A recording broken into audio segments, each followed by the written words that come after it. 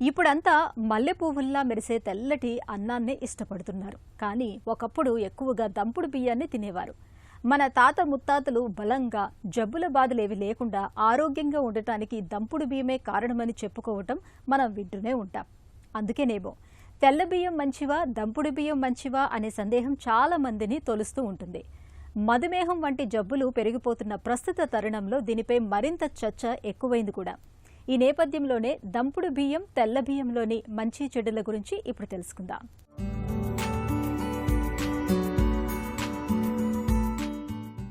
తెల్ల బియ్యం, దంపుడు బియ్యం రెండిట్లోనూ పిండి పదార్థం ఉంటుంది. కొద్దిగా ప్రోటీన్ కూడా లభిస్తుంది. కొవ్వు అసలే ఉండదు. తెల్ల బియ్యానికి, దంపుడు బియ్యానికి ప్రధానమైన తేడా తవుడు.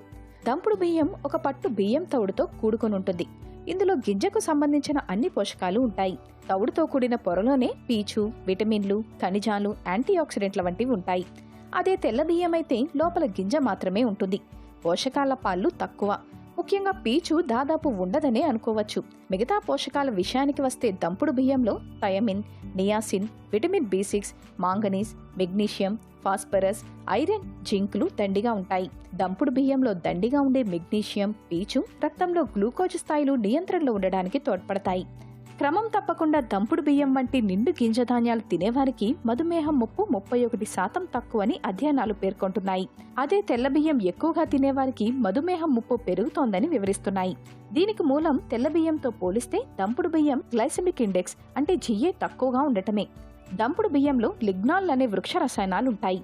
ఇవి రక్తంలో కొవ్వు మోతాదును, రక్తపోటును తగ్గిస్తాయి. దంపుడు బియ్యం వంటి నిండు గింజధాన్యాలు ఎక్కువగా తినేవారికి గుండె జబ్బుల ముప్పు 16 నుంచి 21% తక్కువని అధ్యయనాలు చెబుతున్నాయి. నిండు గింజధాన్యాలు చెడ్డ కొలెస్ట్రాల్ తగ్గటంలోనే కాదు, మంచి కొలెస్ట్రాల్ పెరగటంలోనూ తోడ్పడతాయి. దంపుడు బియ్యం తవుడులో శక్తివంతమైన యాంటీఆక్సిడెంట్లు కూడా ఉంటాయి.